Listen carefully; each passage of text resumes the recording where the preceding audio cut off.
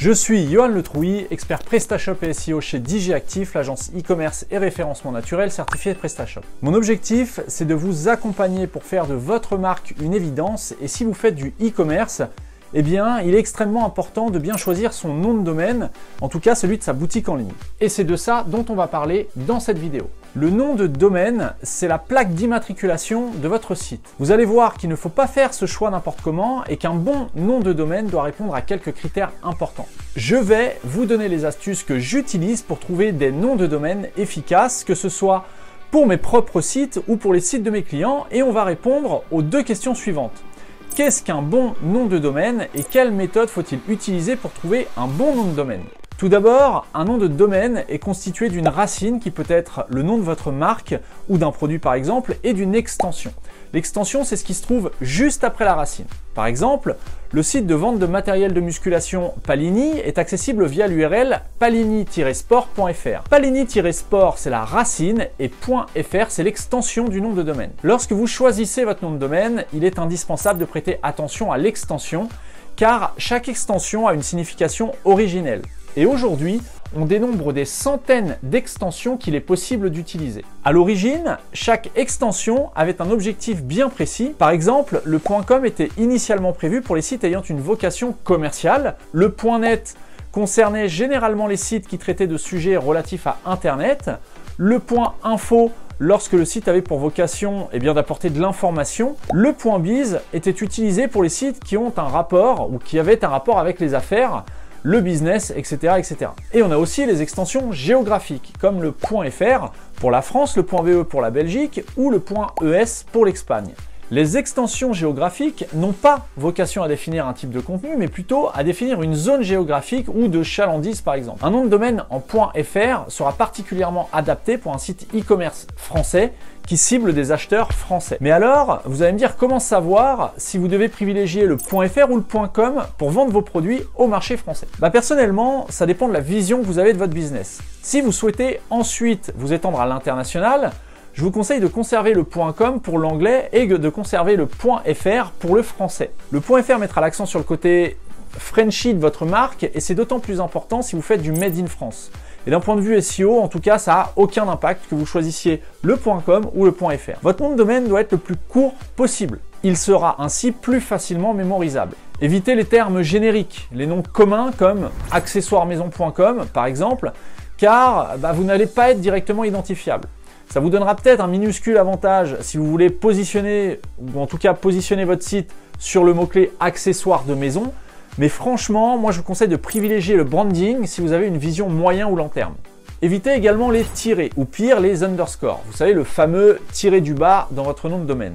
Évitez au maximum les jeux de mots ou les jeux avec les syllabes. Évitez l'utilisation d'un terme étranger avec une prononciation française par exemple. Il y a deux sites que je prends souvent en exemple sur ces points justement. C'est bureauespresso.com qui vend du café mais qui s'écrit à l'italienne bureauespre2so.com, et bureaudoc.com qui propose des services d'aménagement de bureau mais qui s'écrit bureaudoc. Pour Bureau Espresso, le fondateur avait eu l'idée d'utiliser le mot bureau, B-U-R-O, à l'italienne pour symboliser le côté vente de café italien aux professionnels, et le mot espresso, là encore écrit à l'italienne, alors que le terme expresso, avec un X, est plutôt utilisé en France. D'autre part, la connotation bureau, B-U-R-E-A-U, dans le nom de domaine, prête à penser qu'il s'agit d'un site exclusivement destiné aux professionnels, alors que ce n'est pas du tout le cas.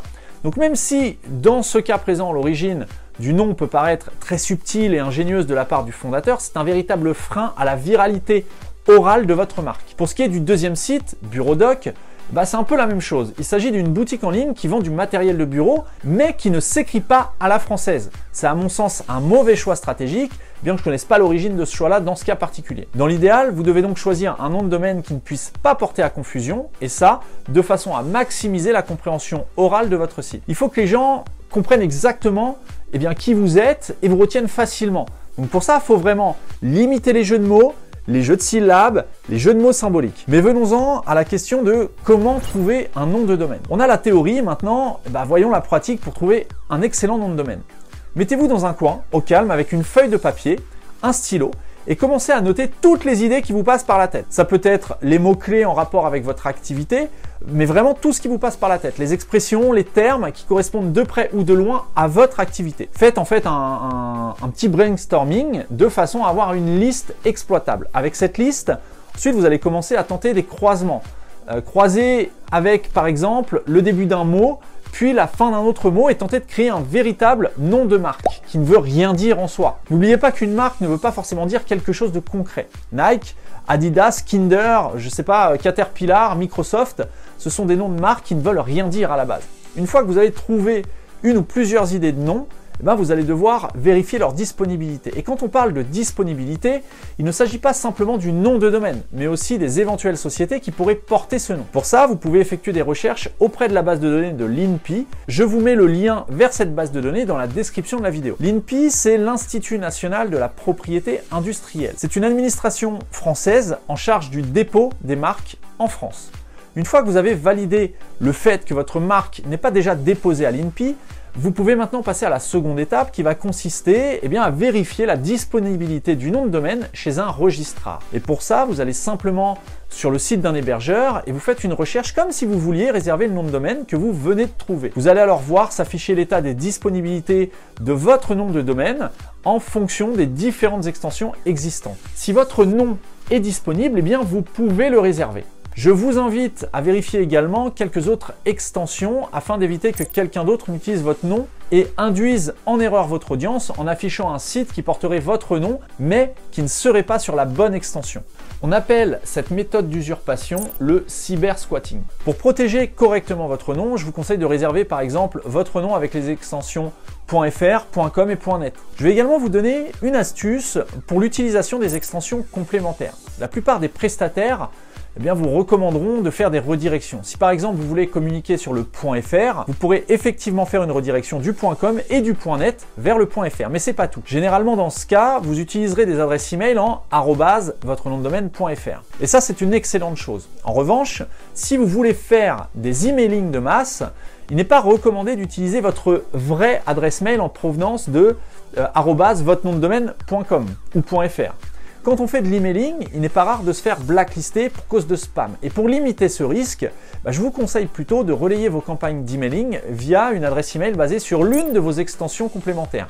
Concrètement, vous utilisez votre adresse en votre nom de domaine.fr pour communiquer de façon directe avec vos clients et vos fournisseurs. En revanche, vous envoyez vos campagnes d'email via une adresse en votre nom de domaine.net.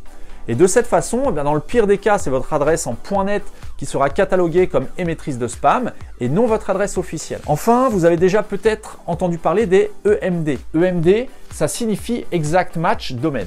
En fait, il s'agit de faire le choix d'un nom de domaine constitué du mot-clé exact pour lequel vous voulez vous positionner en première position sur Google. Alors je ne vais pas vous dire que cette méthode ne fonctionne plus, car elle fonctionnait très bien par le passé, mais disons que c'est de moins en moins vrai. Il y a quelques années, Google positionnait plus facilement un site sur un mot-clé si ce mot-clé était contenu dans le nom de domaine. Donc, gardez en tête que ça peut marcher, mais si vous avez un projet long terme, je vous conseille plutôt de capitaliser sur un nom de domaine créé de toutes pièces plutôt que sur un EMD. En résumé, vous connaissez maintenant 6 critères à éviter pour que votre nom de domaine soit performant. Premièrement, vous devez choisir une extension en rapport avec votre marché. Deuxièmement, votre nom de domaine doit être court. Il ne doit pas utiliser de nom commun. N'utilisez pas non plus de tirets ou d'underscore, pas de jeu de mots ou de jeu de syllabes, pas de termes étrangers et enfin vérifiez la disponibilité de la marque et du domaine avant de les utiliser réellement. Si vous avez des questions, n'hésitez pas à me les poser en commentaire sous la vidéo, j'y répondrai avec plaisir et n'hésitez pas à me partager vos noms de domaine en commentaire si vous souhaitez avoir un visiteur supplémentaire. N'oubliez pas de mettre un pouce bleu et de vous abonner à la chaîne. Sur ce, moi je vous souhaite de trouver un bon nom de domaine pour votre activité et je vous donne rendez-vous dans la prochaine vidéo.